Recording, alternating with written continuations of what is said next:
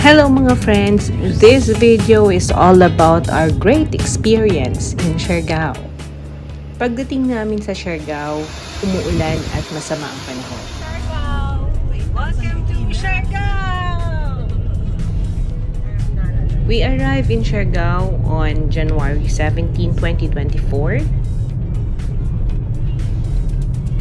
And we stayed here sa Sunflower Suites, Siargao. First order of business pagdating namin ay nilibot namin ang buong Central General Luna sa pamamagitan ng rented motorcycle.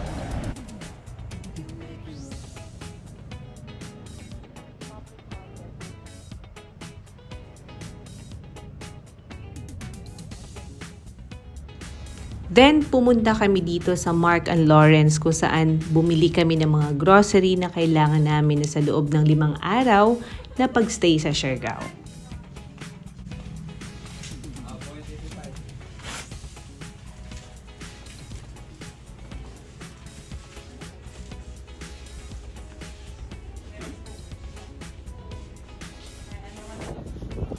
Of course, hindi kumpleto ang Siargao experience if hindi natin mapuntahan ang tinatawag nilang Afam Bridge o itong Katangnan Bridge. Malapit lamang ito sa General Luna.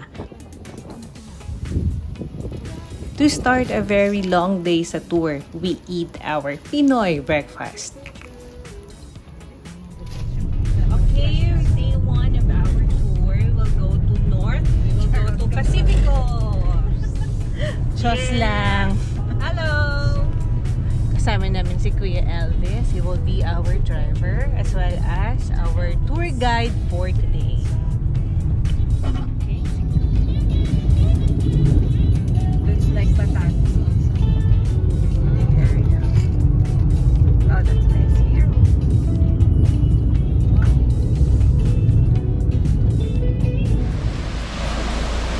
This is Taktak Falls.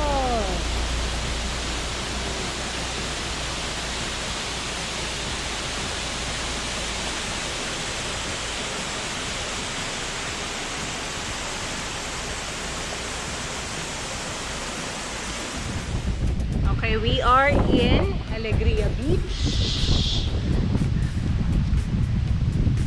We will be having lunch here later. As you can see, mahangin po kasi po amihan season. So, the normal is malakas na talaga yung alon dito sa Siargao. But, doble po yung lakas ng alon ngayon kasi nga amihan season.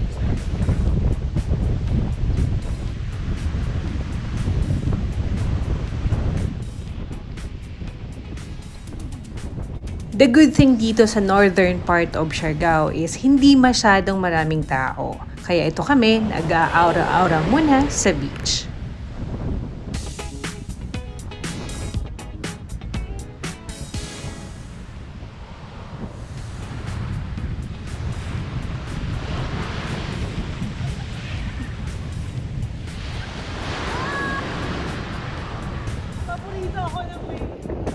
This is the perfect spot pag napunta kayo sa Little Hawaii. You only have to pay 50 pesos each as entrance fee, then you will see this kind of view.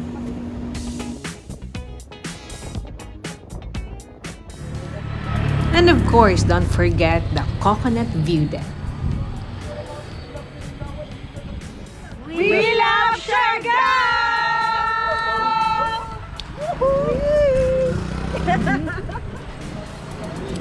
Yeah! Kuya! Wow! Lagi ng gada pala kami. Kuya! Oh!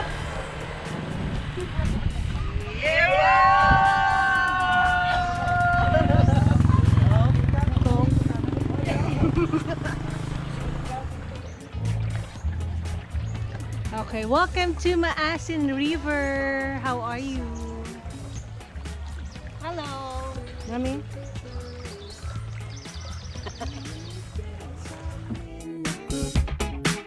You make me look, you make me look, you got it all inside of you.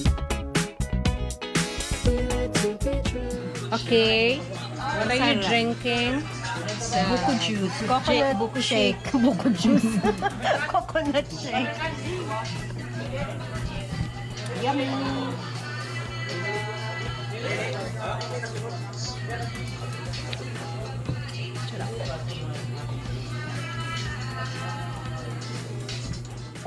This is the clearest part of the river and you can swim here and you can get your pictures taken.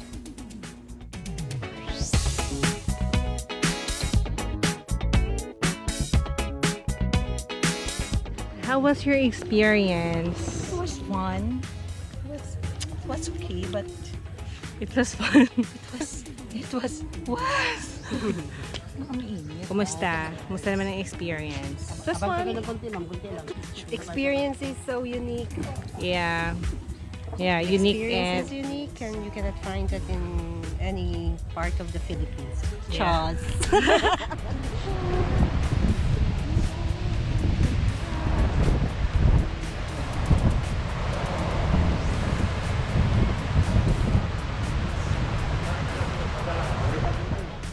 Trogon's Perch is one of the famous places in Siargao. Maganda ang area nila and they also have infinity pool.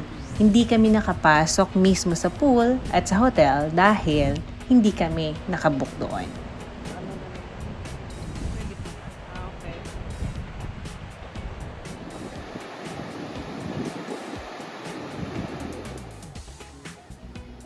Umabot kami sa Magpupungko during high tide kaya hindi namin na-experience yung swimming area at swimming experience dito during low tide.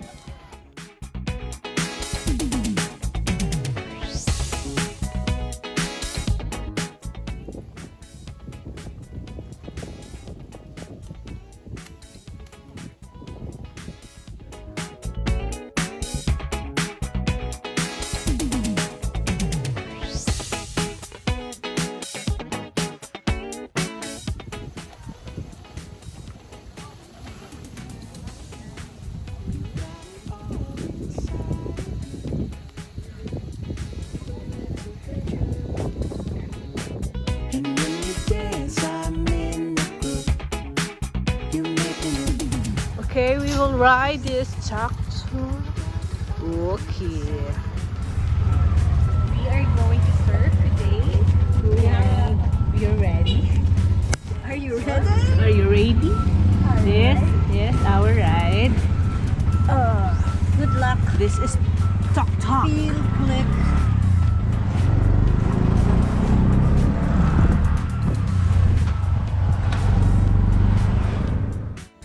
Para ma-experience ang world-class surfing sa Siargao, nag-book kami ng surfing lesson dito sa General Luna for 1,000 pesos per person. Kasama na doon ang surfboard.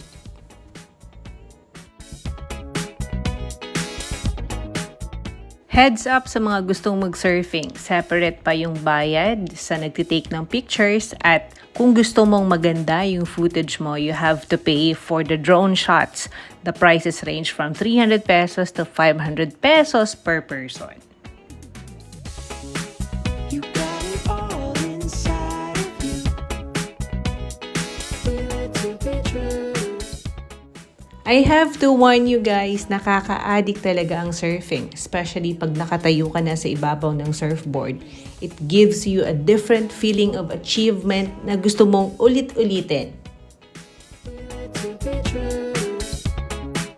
And when you dance, I'm in the group. You make me move. You make me move.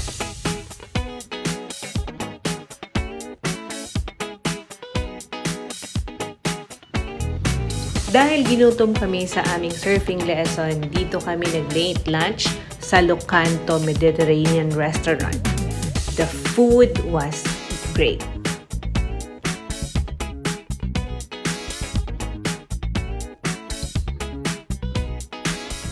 We were gonna chill here at Cloud9. Ta-da! There's a lot of tourists here.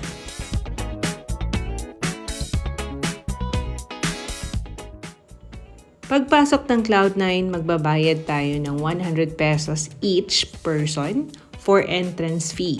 Dito, pwede ka ring mamili ng mga souvenirs na pwede mong dalhin sa mga loved ones mo na naghihintay sa inyo at home. This is the famous boardwalk in Cloud9, Siargao. Ciao!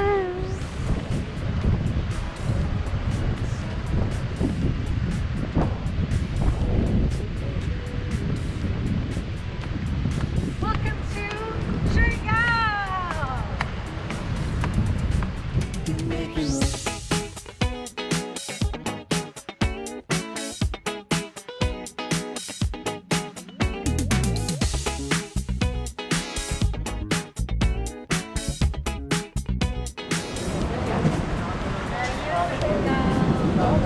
We are in Cloud.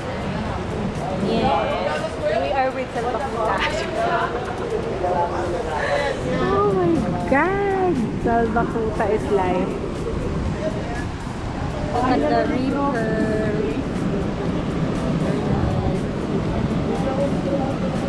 Mas nice sana pag may nag-surf.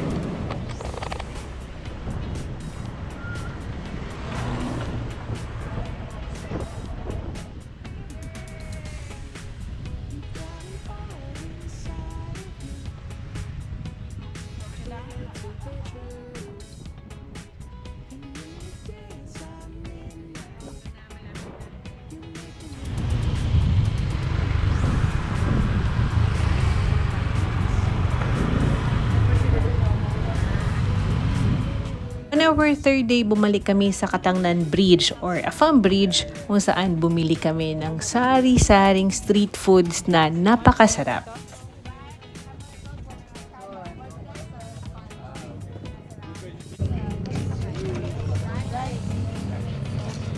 What's this?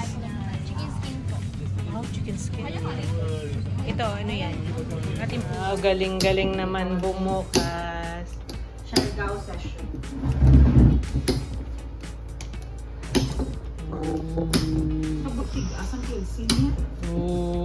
Okay lang na imo na. Wow, success! At last, on day 4, napagbigyan kami ng magandang weather to do some island hopping around Siargao.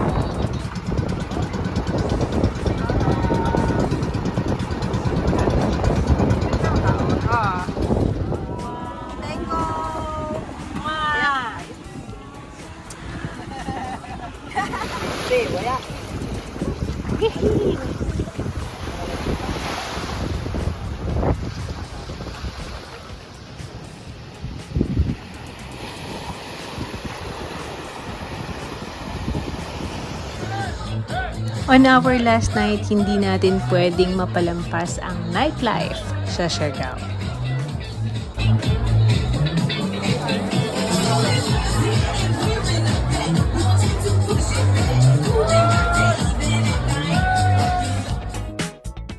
And that's a wrap, guys. Until next bakasyon. Bye!